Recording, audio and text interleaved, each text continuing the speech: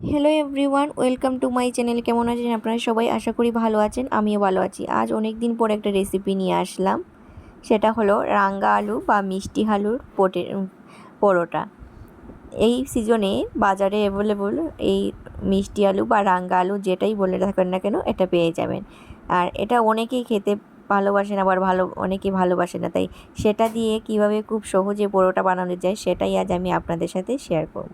তার জন্য দেখুন আমি দুটো রাঙ্গা আলু ধুয়ে কুকারে সেদ্ধ করার জন্য বসিয়ে দিয়েছি। আর এদিকে একটা পাত্রে এবার নিয়ে নিয়েছি ময়দাটাকে আমি চেলে নিচ্ছি। যদি কিছু থাকে, কোনো কিছু যদি থেকে থাকে তাহলে তো এটা ফেলে দেব না, যেহেতু ময়দাটা খুবই ভালো, কিছু নেই। তারপর তার মধ্যে দিয়ে দিচ্ছি 2 চামচ চিনি আর পরিমাণ মতো লবণ।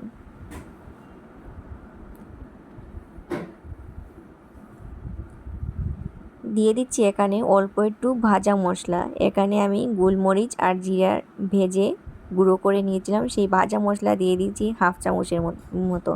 এটা দেওয়ার ফলে খুব সুন্দর একটা ফ্লেভার আসে। তারপর সব কিছু আমি ভালোভাবে মিশিয়ে নিচ্ছি। এটা মেশাতে মেশাতে এদিকে আমার আলুটাও সেদ্ধ হয়ে গেছে।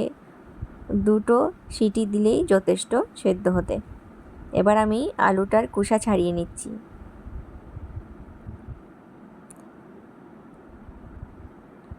আমরা সব সময় তো একই ধরনের পরোটা, প্লেন পরোটা, আলুর পরোটা খেয়ে থাকি, কিন্তু এই সিজনে তোমরা পেয়ে যাবে এই রাঙ্গা আলু বাজারে। একদিন এই রাঙ্গা আলুর পরোটা বানিয়ে খেয়ে দেখুন বা বাড়ির সবাইকে খাইয়ে দেখুন, দেখুন সবারই ভালো লাগবে।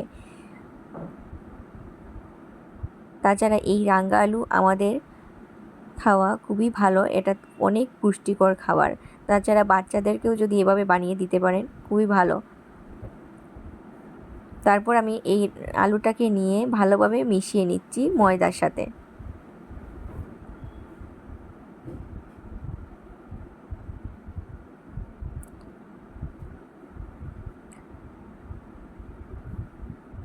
দেখুন মেশানো হয়ে গেছে। এবার আমি অল্প অল্প জল দিয়ে একটা ডো তৈরি করে নেব।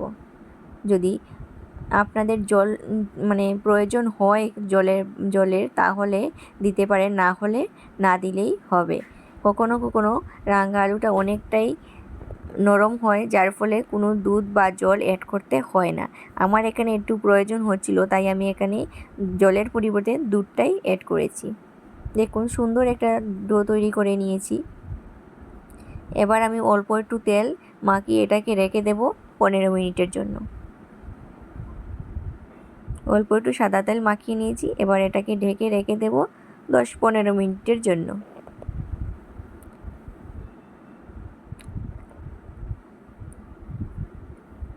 ফিরে আসছি 15 মিনিট পর। চলে আসলাম 15 মিনিট পর। দেখুন কতটা সফট হয়েছে।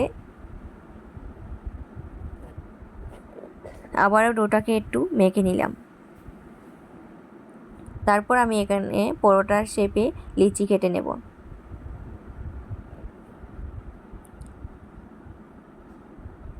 বন্ধুরা, আপনাদেরকে বলে রাখি, যারা যারা আমার চ্যানেলটাকে সাবস্ক্রাইব করেছেন তাদেরকে অসংখ্য ধন্যবাদ। আর যারা এখনও পর্যন্ত সাবস্ক্রাইব করেনি, প্লিজ সাবস্ক্রাইব করে আমার পাশে থাকবেন। আর যদি ভিডিওটা ভালো লাগে থাকে তাহলে একটা লাইক করতে ভুলবেন না।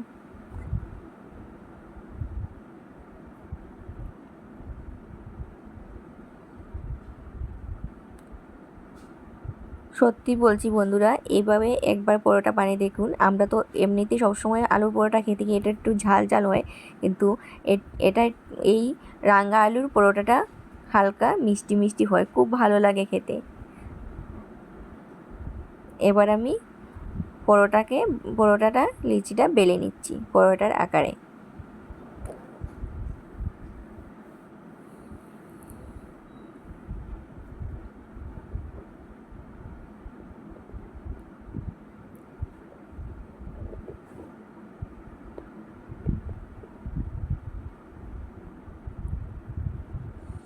চলে এসেছি ওভেনে, বসিয়ে দিলাম ফ্রাই প্যান। এবার দিয়ে দিলাম পরোটা। মিডিয়াম আছে পরোটাটা উল্টে পাল্টে সেঁকে নেব।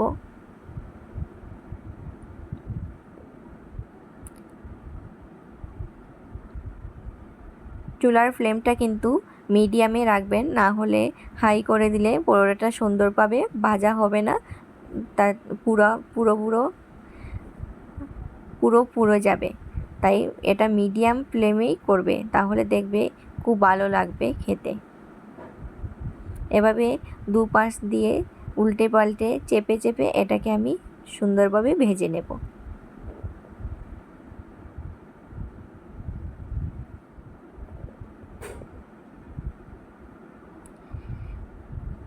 হালকা লাল লাল চলে আসলে এবার আমি দিয়ে দিচ্ছি তেল।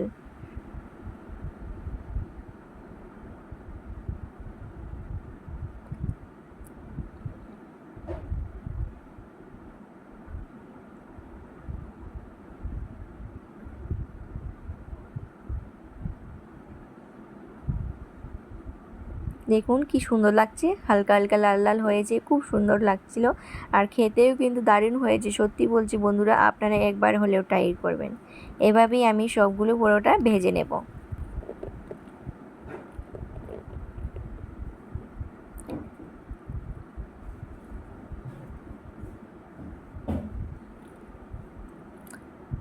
আপনাদের ভিডিওটা কেমন লাগলো প্লিজ কমেন্ট করে জানাবেন।